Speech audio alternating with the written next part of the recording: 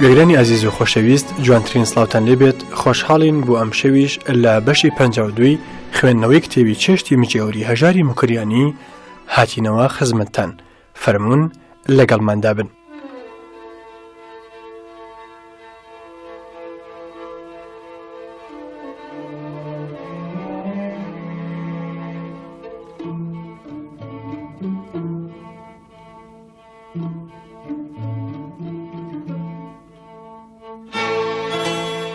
هەژاری موکریانی لە جێرانەوەی بەسەرهاتی ژیانی خۆیدا هێشتا لە دەوروبەری مۆسکۆیە.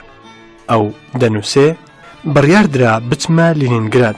زۆر لە دۆست و برادران هاتبوون بەڕێمکەن. قەتار سەعات 2 پاش نیوە شەو دەڕۆیشت. وتیان بۆ 3 ڕۆژ ئەو چەمەدانە گرانت بۆ چییە؟ یەکی چکۆڵی سووکت پێ بێ بەسە. منیش وتم ئاخر نیمە. کۆلۆزی شەڕۆ کە لە کوردەکانی گورجستانە و چاودێری برابدای بە زمانی گورجی دەکرد، وتی من دەچم بۆ دێنم، ساکێکی گۆڵچەندراوی بۆ هێنام. چوینە ئێزگا، ئاغای قیامی ناوێک، پیاوێکی 75 ساڵەی کۆنەوەزیری ئێرانی و دۆستی نزیکی بارزانی لە مۆسکۆ هاتە بۆ ئێزگا بۆ بەڕێکردنم. پێم وت ئاغای قیامی، زۆر شەرمەزارت کردم. پێیوتم نا کوڕم، نا تۆ دۆستی بارزانیت، لازم بوو بێم. دکتۆر سوڵتان وەتەمیشی پتر لە 10 جاران دەبن چنگی کوتام. پێدەوتم دیسان بچۆ تەشەکوری لێ بکە، بۆ پیریە زەحمەتی کێشاوە. کچێک کە لە ئاسایشگا دەمناسی و ناوی گالە بوو دەگەڵ خوشکی هاتبوون. گوتم تکایە تۆ خوشکت لە باتی من سوپاس لە قیامی بکەن. هەردووک چوون و خۆڵیان کردە خۆڵی. گوتیان چونکە تۆ زەحمەتت کێشاوە ئێمە دەگەڵ دێنەوە ماڵێ. قیامی پێگوتن ئای ئەگەر جەوان بام نەدەهاتن مەمنونتانم. خاولی و ماولی و ئەسپاپی ڕیشتاشینم لە ساکدایە. دەگەڵ ئالیۆف ناوێکی ئازەری کە دیلمانجم بوو لە واگۆنێک داین. تاو هەڵات گەیشتینە ئێزگەی لینینگراد. زۆر لە نووسەرانی ئەوێ هاتوونە پێشوازی شاعری کورد. یەکێک هاتە دەرکی واگۆن، گوتی کوا چەمەدانێت؟ ساکە ڕەشم دا دەستی. لە فڵقەی پێکەنینیدا و یەکێکی تر لێوەرگرت. هەر فڵق و هۆڕ بوو. وتم خەبەر چییە؟ ئالیۆف گوتی تۆ ساکی خانمانت هێناوە. دکتۆر کەریم ئەیوبی پەیدا بوو.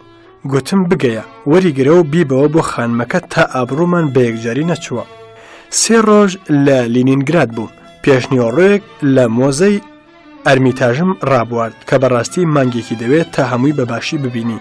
بەسەدان تابلۆی وای تێدایە کە سرت لە کاری خوددا سۆردەمێنێ. لەناو ئەوانەدا تابلۆیەک یوسفی نەجاری زەرباوکی مەسیح دارتاشی دەکا. مەسیحی 12 ساڵە شەمێکی بۆ ڕاگرتووە. ئەو دڵپاکی و خۆشەویستیە کە لە ڕووی مەسیح نیشاندراوە وەک بزمار دایکوتام. چەند جار بەجێم دەهێشت و دەگەڕامەوە و سەیرم دەکرد. وتیان ئەم کۆشکە 400 وتاغی تێدایە. هەموو لێواری بانەکانی بەدەیان هەیکەلی لەسەر شەقابوون. بیرم دەکردەوە پادشایەک بەخۆی و ژنی و کوڕێکەوە ئەو هەموو خانوبەرەی بۆچی بووە. چوومە مزگەوتی لینینگراد. مزگەوتێکی زۆر جوان و خۆش و فراوانە، پڕە لە مافوری جوان. مەلایەکی ملەستور دەتگوت تەگەی دابەستەیە، بە پیرمەوە هاتوو لە بەرخۆیەوە بە عارەبی مەلایانە دەیگو شکر بۆ خودا، نوێژکردن ئازادە. بە ئەلیۆفی تەرجمانم گوت وا دیارە نوێژکردن لێرە ئازاد نییە، چونکە مەلای ئێمە ئەم قسانە نازانن. فێر کراوە بۆ میوانانی لاوەکی ئێمە بڵێ. ئەلیۆف گوتی لام وایە ڕاستی بۆ چووی. قورئانێکی یەکپەڕین دیت، مەلاکە ناوی عەبدول باری بوو. گوتی ئەوە دیاری جەمیل ڕۆژ بەیانیە، سەلامی لێ بکە، تۆش کە چوویتەوە بەغدا ناوم لە مەجەلەی ئادابی ئیسلامیدا بنووسە. ئەوی سەرنجی ڕاکێشام لە دەرکی ئاودەستەکان بە تورکی و بە خەتی عەرەبی نووسرا بوو. ژنانە پیاوانە نەمزانی بۆ ناکرێ ئاودەست بە ڕووسی بنووسرێ، کام زیانی هەیە. لە پاش گەڕانەوەم بۆ بەغدا لە ماڵی مەلا مستەفا مامۆستا مەلا جەمیل ڕۆژبەیانیم دیت. چوومە دیدەنی کڵێسای یاکوبسکی گورود کە گۆیەکی تێدا دێودەچێ حرەکەتی زەمینت نیشان ئەدا. چوومە دیدەنی خانووی پوشکین، ئەڵمانی ناشرینیان کردبوو.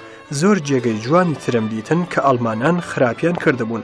ئەڵمانم وەک عەرەبان هاتە بەرچاو کە دژی جوانی و هونەرن. چوومە ئۆپێرای حەوت پەیکەری شاعر نیزامی کە مۆسیقاری گەوری ئازەری قەراقەرەیۆف کردوێتێ ئۆپێرا. ڕووس بۆ گوێگرتن لە میوزیکی بەنرخ وەک سۆفیلکەی ئێمە بۆ قورئان ببیستن وان. بەسەرتە ویستم شتێک لە عەلیۆف پرسم لە دەجێوە پتر وشت وشت هەموو ئەمەیان دووبارە دەکردەوە یانی باگوێمان لێبێ قسە مەکە. چوومە بنکەی ڕۆژهەڵاتناسی بەشی کوردی لە لینینگراد. ئۆربێلی ئەو پیاوە گەورە و بەڕێزەی ئەرمەنی کە بە فەرمانی ئەو خرۆشۆف ئیجازەی کردنەوەی ئەو ئامۆژگایی دابوو. دەرسی کوردی لێ دەخوێنرا و کتێبی کوردی چاپ دەکرد. بە زیارەتی سەرفراز بووم. خۆنەخوازە کە بیستی من مەموزینم وەرگێڕاوەتە سەرسۆرانی هەر تەواو کەیفی هات. ئۆربێلی لە زاناهارە بەناوبانگەکانی ڕۆژهەڵاتناسی شوورەوی بوو. بە دڵ و گیان عاشقی ئەحمەدی خانی و نیزامی گەنجەوی بوو. دەیانگوت لە ڕۆژێکدا ئۆربێلی ویستویە دەربارەی نیزامی قسە بکات کە بۆمبارانی شار کراوە بۆمبای ئەڵمانان و ساڵۆنەکە کەوتووە و بانەکە لایەکی ڕووخاوە. دانیشتوان ویستویانە هەڵێن گوتوویە باسی نیزامیتان بۆ دەکەم ئێوە چۆنی بەجێ دێڵن هەموو گەڕاونەوە جێی خۆیان. قەناتی کوردیۆف یەکێک لە مامۆستایانی ئامۆژگاکە بوو کە زۆر شاگردی کوردی خوێن و کورد نەژادی پێگەیاندون. خانم سێدا ڕۆدینکۆ کە مەموزین و بەیتی شێخی سەنعان و چەند کتێبی تری بە شەرحی ڕووسیەوە لە چاپداوە لەوێ بوو. دەگەڵ یا بوومە ئاشنا ئەو خانمە لە دایکێکی ئەرمەنی و باوکێکی گورجی بوو. کرمانجی وەک خەڵکی بۆتان و فارسی زۆر باش دەزانی. خوایشتی کرد چەند ڕۆژێک بمێنم. دیوانی شێخ سەنعانیەکەی دەگەڵ وە خوێنم کە خەتە مەلایەنە زۆر ناخۆشەکەی بۆ ساغ نەدەبووەوە. نەم دەتوانی بمێنم. قەرارماندا لە مۆسکۆڕا داوەتی لێ بکەم کە ئیجازە وەرگرێ و لە مۆسکۆ دەگەڵی بخوێنمەوە. دکتۆر کەریم ئەیوبیش هەر لەو ئامۆژگایە زمانشناسی خوێندووە. ژنەکەشی ئیرا فارسی دەزانی. چوومەوە مۆسکۆ. ڕۆژێک ڤۆڵۆشین کە باسم کرد هاتەلام کە پرسیارم لێ بکە. سەلماسی تەرجمانمان بوو. پرسی ڕادیۆی یەریوان بە کوردی لە کوردستان نرخی چۆنە؟ گوتم ڕاستت دەوێت تەنیا کەسێک هەیە لە هەموو کوردستان کە تێبگا ئەویش ئێستا لەوێ نەماوە ئەو کەسەش منم. پرسیاری کرد ئایا لە خاوەن زەراوەکانی کوردستان کامیان بەشی زۆرن؟ گوتم کرمانج پاشان سۆران. گوتی نا یەکی تر لە هەمووان پترە. گوتم جەناب من باشتری دەزانم. گوتی نەخێر نایزانی. هەردەستی بەناو چاوانیەوە دەگرت و لەپڕ لە ڕانی خۆی دەدا و فیتەیەکی دەکێشا. دەیگو ئەی بۆ بیرم نایەتەوە. گوتم دەزانم تۆ منزورت زازایە. ئەویش گوتی ئەرێ دیتەوە ڕاست دەکەی. من وتم کاکی خۆم بەداخەوە بە هەڵەیان بردووی. زازا کۆمەڵێکی کەمن عراقی بە هەرچی سۆرانی نەبێ دەڵێن بادینی یان زازۆکی یان زازا. من پرسیارم لەو کرد ڕۆژنامەی حزبی شوێی عراق چاپخانە ئێوەیە پوڵ یادەنێ؟ ڕۆژنامەی خەبات ڕۆژنامەی پارتی هەر بە خۆڕایی هەموو ڕۆژ دوو ئەوەندەی شیوعیەکان لەسەر ئێوە و لەسەر چینی کۆمۆنیست دەنووسێ و پێتان هەڵدەڵێ هەموو شەو رادیۆ مۆسکۆ لە ئیتیحاد الشعب نەقل دەکا بۆچی قەت باسی خەبات ناکەن؟ بەمۆنیەکەوە لێ ڕوانیم. وتی خەبات ئیبراخیم ئەخمێت نوری ئەخمیت تەخا پشدەستی ڕادەوەشان یانی هەر باسی مەکە. دانیشتم عریزەیەکی زۆر بە ئابوتابم بۆ لیژنەی مەرکەزی لە کرملین نووسی بە 1001 دلیل ئیسپاتم کردبوو کە ئەگەر رادیۆی مۆسکۆ بەرنامەی کوردی هەبێ چەند باشە و چەند بە قازانجی شوڕەوی تەواو دەبێ. ئەمجار هەر کوردێکی دەرەوە هات با مۆسکۆ دەگەین مەسەری و داوانامەیەکم پێدەنووسی و بە تەرجمەکراوی دەمنارد بەڵکو بەختەکوێت بگرێ و مۆسکۆ بە کوردی بەرنامە هەبێ بەڵام کەس گوێی بە کڵاومان نەپێوە.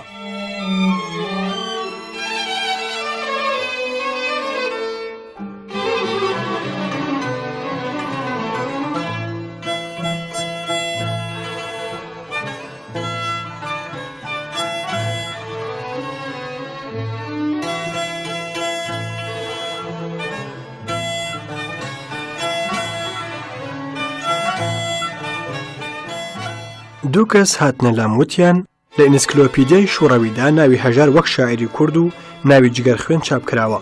لە گۆرانیشمان پرسیوە کە جگەر لە خۆی کێ هەیە لە چاپی تازەدا کە هەر بەدە ساڵ جارێک چاپی تازە دەکرێتەوە بنووسرێ گوتوویە هەر من هەم. گوتم ڕەنگە تێتان نەگەیشت بێ دەنا ئەو دەزانێت زۆر کەسی وامان هەیە نەخوازە نەماوەکان وەک خانی و جزێری و نالی و مەولەوی و زۆری تریش کە دەبوایە ڕووپەڕی ئەنسکلۆپیدیایان داگیر کردبا من بۆتان دەنووسم. گوتیان زۆرمان پێخۆشە واماندانا وێ کەوتم 71 شاعیر و نووسەری کوردم ڕیز کرد و دامنێ. دوای چەند ڕۆژ هاتنەوە لام گوتیان دکتۆر کەریم ئەیوبی دەڵێ ئەوانە معلوم نییە ڕاست بن، دەلیلی ئەوێ. وتم بەڵێ ڕاستەکە. لە مۆسکۆ دەلیلی چی بێنمەوە؟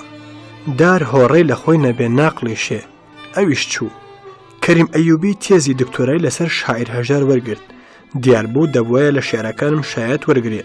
ڕۆژێک لە ئاسایشگا نامەیەکم بۆ هات. دەڵێ برا پەروعا بەچی دەڵێن؟ ئەوە کوردی کوێیە؟ نووسیم نازانم. تۆ شعرێکم بۆ بنووسە کە ئەمەی تێدایە. بەیتەکە ئەمە بوو: تووتن و پەڕوو عەتر و بۆن.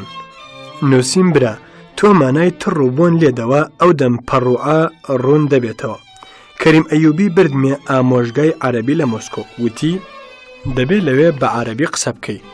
من وام گوتووە خەجاڵەتم مەکە. مامۆستای هەرە گەورەی دەرسی عەرەبی سوڵتان ئۆف ناوێک بوو دەستی ناوە دەستمەوە و ئەخلەن و سەخلەن بەخێری هێنا. بۆ خاتری کەریم بە عەرەبی فەسیحی قورئانی نوتخێکی دوور و درێژم کرد. هەموو مامۆستا و شاگردەکان سەر دەجوڵێنن. پاش ماندووبوون باسم کرد تێریان لە چەپڵەدا. ئەو جار بە کەریمیان گوت تکایە بۆمان بە ڕووسی تەرجەمەکە چونکە هیچی تێ نەدەگەیشتین. کەریم دەڵێ جا منیش لە عەرەبی تێنەگەیشتوم. ناچار لەسەرڕا من بە کوردی و ئەو بە ڕووسی ملمان لە چەقەچەق نایەوە. چوومە مۆزەی پیتری گەورە. کۆتەڵی پیتری گەورەم لە جوانترین شوێن لەسەر لێواری چەمی نیوا دیت. لە چەندجێ کۆتەڵی مەلەکە کاترینم دی کە زۆر بە حورمەت بە یادگار ماون.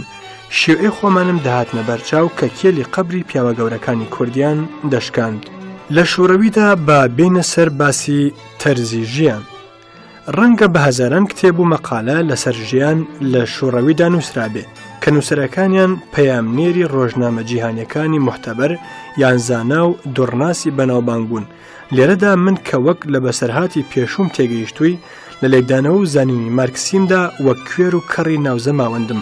تۆ چەند لە گۆرانی و شەعری ژاپۆنی دەگەی منیش لەو بارەوام و کۆڵێتریش. بەڵام من وەک دیومە باسی دەکەم و ئەگەر خوار و خێچیشت تێدا دیت بە لێ نەزانیەکەمی ببەخشە. من چیرۆکی خۆم دەنووسم نەشیکردنەوەی مارکسیزم. چۆن لە عێراق و ئێران مەسەلەن ئۆتۆبۆسی ناوشاران ماڵی دەوڵەتە و پۆڵی بڵێت بە دەوڵەت دەگا و شۆفێر و کارکەران سەری مانگ حقوق لە دەوڵەت وەرەگرن. لە شوڕەوی هەموو شت کراوەتە ماڵی دەوڵەت. بەهرەی کاری هەموو کەس بە دەوڵەت دەگا و هەموو کەس حقوق لە دەوڵەت وەردەگرێ. هەر کەس بەپێی کاری خۆی هەیە مانگێ 500 ڕوبڵ هەیشە مانجێ خوا دەزانێت چەند وەردەگرێ. واتە لە 50 دلارەوە تا نازانم چەند. کارم بەوە نییە کە زانایانی ئاتۆم و پایە بەرزەکانی علمی چیان دەدرایە. بەڵام نووسەری وەها بوو ساڵێ ملیۆنێک ڕوبڵی داهات بوو چونکە جگە لەو پوڵای دەوڵەت بۆ حەقی نووسینەکەی دەدا. نووسراوەکەی چەند جار لە چا بدرایەتەوە نیوەی بۆ ئەو بوو کەوابوو ئەگەر تەبەقەی دەوڵەمەندی زمانی نیکۆلا لە ناوچوو بوو تەبەقەیەکی تر بەداهاتی زۆرەوە پەیدا بوو. بەڵام فەرقەکە لێرەدا بوو کەس هەرچەندی پۆلی هەبا نەیەتوانی خەڵکی دی بخاتە بەرکار و خۆی بە تەمبەڵی بەسەریان ڕابگا. کابرای کە زۆری پۆڵ پێدەگەیشت هەردەیتوانی ئەسپاپی ناوماڵی زۆر بە نرخ بکڕێ، خۆش بخوا و خۆش ڕابێرێ. دەوڵەت کە خۆی خاوەنی هەموو شتێکە نرخی هەموو شتی دیاری کردووە. کارێک کراوە کە هەر پوڵێکی دەگەردایە ڕاست بڕژێتە ناو داخڵەی دەوڵەت. نرخی شتی زۆر پێداویستی ژیان وەک نان و پێخۆری کە لە ماڵ دروست بکرێ هەرزان و شتی زۆر ناپێداویست و دەوڵەمەندانە لەو پەڕی گرانیدا بوو. ماشینی مۆسکۆویچ کە لە بەغدا بە 16,000 ڕوبڵ دەفرۆشرا بۆ خەڵکی ناوخۆ 50,000 بوو. کاری بێماندووبوون هەرزان و کاریگران گران قیمەت بوو. بژیشک 750، مهندسی وەرزێری 1100، کارگەی کارامەی کارخانە 2300 وەرئەگرت. کاری شاعیر و نووسەر و هونەرمەند و هونەرپیشەی تەئاتر و سینەما لە کارە زۆر بە نرخەکان بوو. وەک دەیانگوت ئەندامانی حیزب لە خەڵکی ڕەمەکی زۆر خۆشتر دەژین. تەنانەت جۆکێک هەبوو کە لە قەتاردا دکتۆرێکی هاوڕێمان گێڕایەوە. وتی پۆلیس شەو بە کۆڵان و خەیاباندا دەگەڕان. هەر سەرخۆشێک توش بوونایە دەیان ناردە گرتوخانە تا بەیانی. چەند کەسێکیان گرت و ناردیان چوونە سەر یەکێکی کە لە بەفردا درێژ بوو. ئەفسەر بۆنی بەدەمیەوە کرد و گوتی ڕەفیق بە تاکسی بەرنەوە ماڵی چونکە بۆنی کۆنیاکی گرانی لێدەهات. ڕادیۆی چەند مەوج بە 2500 تا 30,000 بوو، یانی کرێ 4 مانگی بژیشکێک. ڕادیۆی یەک مەوج هەبوو کە هەر مۆسکۆی وەردەگرت بە 25 ڕوبڵ کە دەیکردە حەقی بوتڵێک وتکە یان 12 ئیستیکان چای لە چاخانە. ئەو خەڵکە کە لە 10,000 یەکێکی زمانی لاوەکی نازانێ کاری بەو ڕادیۆ هەرزانە پێک دەهات. خوا هەڵناگرێ دزیش لە دەوڵەت و میلەت دەکرا. بۆ نمونە خەیاتە بۆی دیاری کراوە دەستێجل بە 200 ڕوبڵ بدروێ. مشتری کە دەچوو دەفتەرێکی زەلامی لێک دەکردەوە، دەیپرسی ناوت، ئەندازت، فڵانت، باشە پاش 7 مانگ وەرەوە. ئەویش دەیگو کاکە ئەوە زستانە، سەرمامە، چۆن 7 مانگی تر؟ خەیاتەکە دەیگوت ببەخشە، من هەمووشت بە نۆرەی خۆی، ئەوەندەت خەڵک لە پێشەوەیە. کابرا دەیگوت دایکت چاک، بابت چاک، فکرێک چارەیەک وەک تۆ دڵی قەلگوم ناگەێنە بەهار. خەیات دەیگوت ها لەبەر خاتری تۆ دەبێت لە ماڵەوە بۆت بدورم، بەڵام دەبێ 800 ڕوبڵ بدەیت. خۆ ئەگەر نەشتدا بە 7 مانگەش ڕاوەستابای جلکێکی بۆ دەدروی لە تاژیکەن بتۆرێ. سەتان تەلەڤیزیۆن لە مغازێکە نرخیان لەسەر نووسراوە، بەڵام دیسان دەفتەرە بۆر هەیە. دەیوت هەر وەخت نۆرەت هات چونکە ئەوانە هەموو گیراونەوە. دەتپرسی ئەدی ئەگەر زیاترت بدەمێ؟ کابرا دەیگو باشە، یەکێکیان هەڵگرە خاوەنەکەی ڕازی دەکەم. لای دەلاکێک سرم تاشی 6 ڕوبڵی سان. سەڵماسی پرسی ئۆت کۆلۆنیان لێدای؟ وتم بەڵێ. وتی نرخی 2 ڕوبڵە، بەڵام چوارەکە حەقی ئۆت کۆلۆنەکەیە کە بۆ خۆی بردووە. لە ماشینێکی تایبەتی وەزارەتی لە شساغیدا دەچوومە وەزارەت، لە خەیابانی گۆرگی پۆلیس ڕایگرت. شۆفێردا بەزی و سرتەیەکی کرد، هاتەوە. سەڵماسی پرسی چەندی لێ ئەستاندی؟ وتم پێم گوت میوانی لاوەکیم پێیە، دوای 5 ڕوبڵت دەدەمێ. هیچ مخالەفەشم نەبوو، بەڵام ناوی نووسیبام چەند ڕۆژێک لە کار دەکەوتم. جارێک خاوەن تاکسیە گوتی پۆلیس تەشخەڵە بە هەموو تاکسیەک دەکەن. لە ڕێدا ئەم پرسووەرامە لە نێوان شۆفێر و سەڵماسیدا ڕابوورە. سەڵماسی وتی حقوقت چەندە؟ سیار تەکسی گوتی 400 ڕوبڵ. دیسان پرسیەوە جا چۆن پێدەژی؟ سیار تەکسی وتی پیاوی پۆلدار نەبێ سواری تەکسی نابێ، حسابی تاکسیش لەسەر میتراژە، پێم دەڵێن لە سەرمان ڕاوەستە، نیو سەعات سەعاتێک، ئەوسا بەخششێکی باشم دەدەنێ. سەڵماسی لێی پرسی ئەگەر تاکسیەکەت شتێکی شکا چ دەکەی؟ ئەیشوتی ئەگەر تاکسیەکەم شکا دەچم لە ئیدارە دەینووسم، نمرە و تاریخێکم دەدەنێ، ئەو جار خۆم دەچم چاکی دەکەمەوە لەسەر حسابی خۆم، چونکە لەوانەیە لە ئیدارەکە 2 مانگ محتەلم کەن، ئەوان بۆ خۆیان پوڵی چاکردنەوەی لەسەر دەوڵەت حیساب دەکەن و دەیخۆن، منیش کارم پەکی ناکەوێ.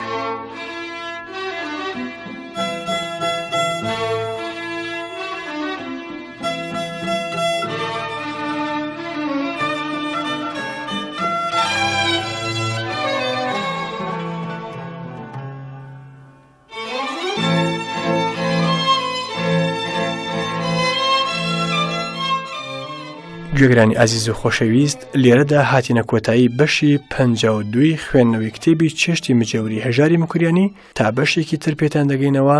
شەوتان ئارام، ژیانتان شاد و بەختەوەر.